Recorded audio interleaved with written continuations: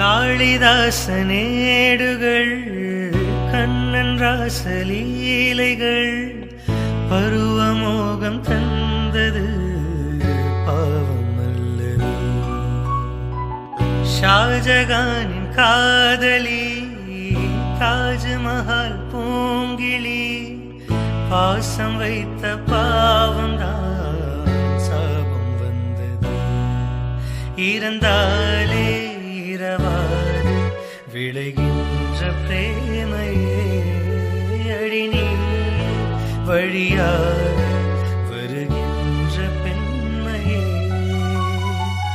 விழியில் பூக்கும் நேசமாய் புனிதமான பந்தமாய் பேசும் இந்த பாசமே இன்று வெற்றி கொள்ளுமே.